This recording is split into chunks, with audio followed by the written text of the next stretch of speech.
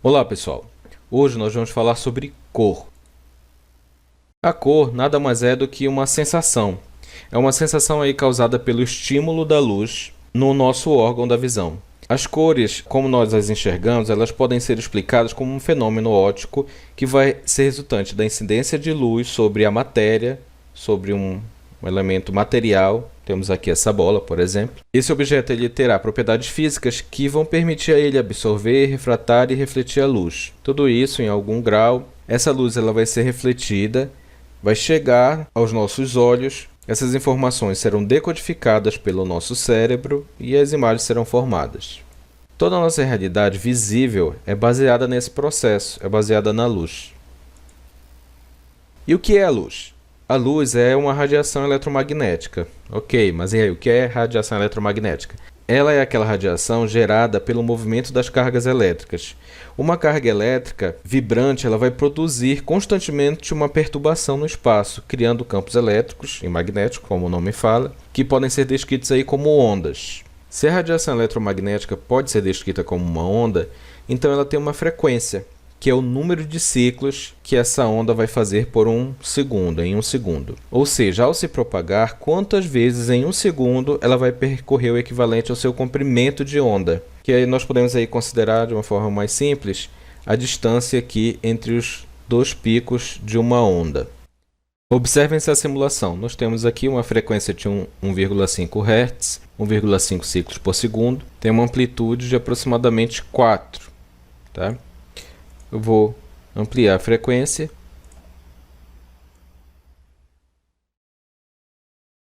Portanto, cumpre mais ciclos por segundo. E a amplitude está em 2. Vou diminuir bastante aqui a frequência. Agora nem vou conseguir medir o comprimento de onda porque eu nem enxergo dos picos da onda. Portanto, quanto maior o comprimento de onda, menor vai ser a frequência. E quanto mais curto esse comprimento de onda, maior será a frequência. Essa classificação das ondas eletromagnéticas ela se baseia justamente na frequência. Vai das ondas de menor comprimento, como os raios gama, que estão aí nessa faixa de 10 a menos 14 metros, ou seja, extremamente pequeno a nível atômico, e vão até as ondas de rádio, que têm mais de 1 metro de comprimento de onda. Logo, tem maior frequência.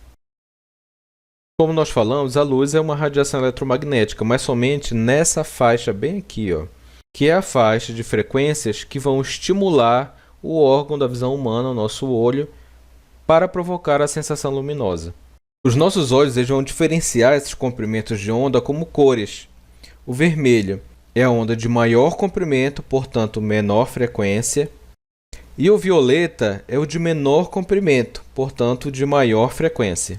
Observem que à medida que nós mudamos o tamanho do comprimento de onda, muda-se a frequência e muda-se qual é a nossa sensação de cor em relação àquele comprimento de onda, resultando nesse espectro de cor. Percebam que nós não temos a luz branca.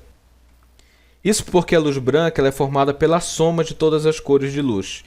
Quando a retina recebe ondas eletromagnéticas com todas essas frequências que são capazes de estimular a visão, é que nós percebemos o branco. No interior dos nossos olhos aí existe uma membrana, que é a retina, que possui dois tipos de células fotossensíveis, os cones e os bastonetes. Os bastonetes eles são células que detectam o nível de luminosidade. Já os cones eles vão distinguir as cores e eles são menos sensíveis à luz, menos sensíveis à luminosidade. No olho humano nós temos 3 tipos de cones. O primeiro vai responder a luz com comprimentos de onda mais longos, partindo da cor vermelha. O segundo responde aos comprimentos de onda médios, da cor verde. E o terceiro vai responder aos comprimentos de ondas mais curtos, mais próximos aí da cor azulada. O quão cada uma dessas células vai ser estimulada é que vai causar a sensação das demais cores. A combinação desses estímulos que vai causar a sensação das demais cores. Nós podemos resumir todo esse processo dizendo que a sensação das cores é um fenômeno resultante da incidência de luz sobre a matéria.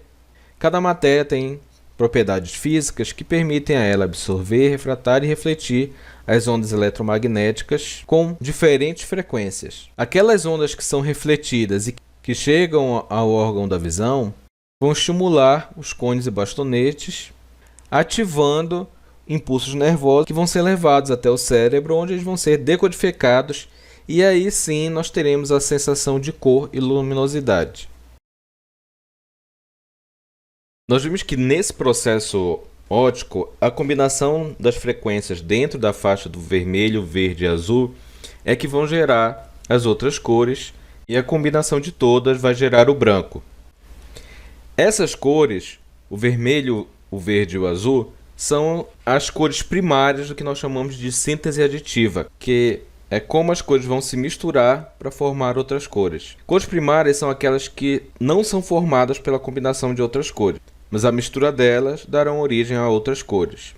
A mistura dessas três, em proporções iguais, vão gerar as cores secundárias da síntese aditiva, que são o magenta, o amarelo e o azul ciano. Agora, por que síntese aditiva? Por que esse nome? Porque a mistura das cores puras resulta em cores mais luminosas, mais claras, ao ponto de se chegar ao branco. A síntese aditiva ela parte da emissão de luz. Esse processo todo ocorre nos monitores, nas telas eletrônicas. Se nós nos aproximarmos de uma tela, nós podemos ver que cada pixel que compõe a imagem lá na tela é composta de subpixels vermelhos, verdes e azuis. Esses subpixels eles não estão um em cima do outro para formar uma determinada cor, eles estão um ao lado do outro, eles não estão sobrepostos, portanto. Quando vistos a partir de uma distância, eles começam a se misturar num efeito óptico, formando outras cores. Esse efeito pode ser visto aqui nessa figura. Ao se aproximar, vocês vão perceber que as linhas elas são somente naquelas três cores primárias, vermelha, verde e azul. Mas ao se afastar aqui da tela, vocês vão perceber que elas vão se misturando, por mais que as linhas não estejam uma em cima da outra, elas estão uma ao lado da outra, mas elas vão se misturando e dando o efeito do ciano, do magenta, do amarelo e do branco. As cores secundárias da síntese aditiva que nós acabamos de conversar. Vocês devem ter estranhado quando eu falei que as cores primárias eram o vermelho, o verde e o azul. Geralmente, nós aprendemos lá na escola que o verde é uma cor secundária, que é o resultado da mistura do amarelo e do azul. E de fato ele é. Porém, quando nós aprendemos isso na escola, nós estamos trabalhando com pigmentos e não com luz. Ao trabalhar com matéria e não com luz, ou seja, com elementos materiais, como os pigmentos das tintas, nós vamos ter dois conjuntos possíveis de cores primárias na síntese subtrativa. O primeiro conjunto é o vermelho, o amarelo e o azul, que é aquele que nós já estamos familiarizados, cuja mistura resulta no laranja, no roxo e no verde, como cores secundárias. Já a mistura desses três vão gerar, a princípio, o preto. Esse sistema, que nós podemos chamar de R, Y e B, é o que nós conhecemos como o mais tradicional, é utilizado principalmente nas artes plásticas e é oriundo da época em que os pigmentos eram obtidos de fontes naturais, quando não era possível obter cores muito puras. Com a possibilidade de produzir sinteticamente as cores de modo mais puro, nós temos um segundo conjunto de cores primárias na síntese subtrativa, que é o ciano, o magenta e o amarelo. Percebam que alternou em relação ao que nós vimos anteriormente. A combinação delas vai gerar como cores secundárias o azul, o vermelho e o verde. E a combinação das três gera, podemos dizer, por enquanto, vamos dizer assim, gera o preto. Por que esse nome? Por que síntese subtrativa? Porque a mistura das cores puras resulta em cores mais escuras, ao ponto de se chegar ao preto. Ao misturar as cores, nós vamos adicionando matéria com características de absorver mais frequências de luz, refletindo menos frequências até chegar no preto. Por isso o nome síntese subtrativa, ele vai subtrair. Aqui, por exemplo, nós temos a luz chegando, a luz branca, composta aí de várias frequências de onda, de várias cores. Se o material tem propriedades que o faz refletir a frequência que está naquela faixa que corresponde ao amarelo, o amarelo vai ser refletido, mas as outras frequências serão absorvidas. e nós vamos ter a percepção do amarelo. O mesmo vale para todas as cores. Agora, se eu tenho um material, ele absorve toda a luz, aquele material vai passar a sensação de ser preto. Toda vez que eu falei do resultado da mistura de cores na síntese subtrativa, eu fiz uma ressalva ao falar que resultava no preto, porque na verdade o resultado não é um preto puro, é um marrom meio escuro, meio acinzentado.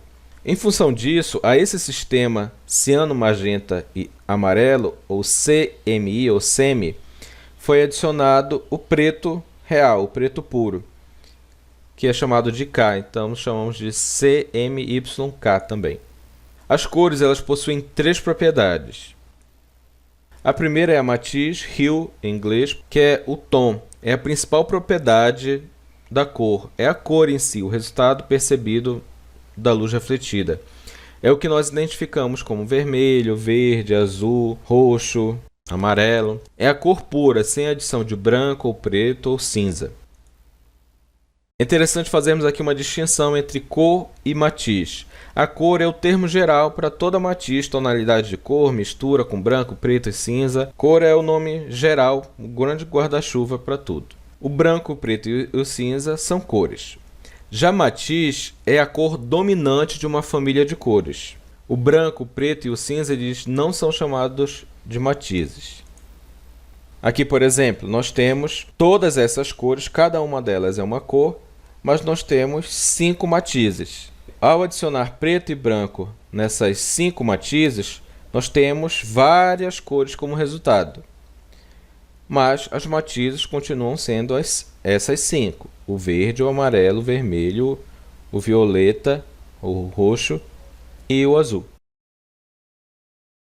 Outra propriedade da cor é a saturação, às vezes também chamada de intensidade de cor ou croma, apesar de não significar exatamente a mesma coisa. A saturação é o grau de pureza da cor, a sua intensidade cromática. Quanto mais saturada, mais intensa a cor. Quanto menos saturada, mais ela vai ser percebida como cinza. Essas cores resultantes da mistura das matizes com cinza são denominadas de tone. A terceira propriedade da cor é a luminosidade. É a percepção de luminância da cor, o quão clara ou escura ela é percebida. Uma cor ela pode ser percebida como mais luminosa em relação a outra cor, por exemplo, o amarelo é percebido mais luminoso que o azul. E também uma cor pode ter variações na sua própria luminosidade, adicionando tons mais claros, tendendo ao branco, e tons mais escuros, tendendo ao preto. Esses tons que tendem ao preto são chamados de shade, e os tons que tendem ao branco de tint. A luminosidade é também chamada de valor, value. O efeito da luminosidade ele pode ser alterado pelos elementos da composição, como por exemplo o fundo. Se o fundo é cinza, branco ou preto, ou mais escuro, mais claro, vai alterar a nossa percepção da luminosidade da cor. Recapitulando o que nós vimos, nós começamos buscando uma definição de cor e entendemos que é uma sensação provocada pela interação da luz com a matéria e captada pelo sistema da visão. Vimos que na visão humana as cores elas vão ser percebidas por meio de células fotossensíveis estimuladas pelas ondas eletromagnéticas que têm um comprimento de onda correspondente às cores vermelha, verde e azul. E a mistura desses 3 estímulos formam todas as cores. Conhecemos a síntese aditiva e subtrativa, que são esquemas que explicam como as cores primárias se misturam para formar as demais cores. E por fim, nós vimos as 3 propriedades das cores, que é matiz, saturação e luminosidade. É isso, pessoal. Espero que vocês tenham gostado desse conteúdo. Até mais!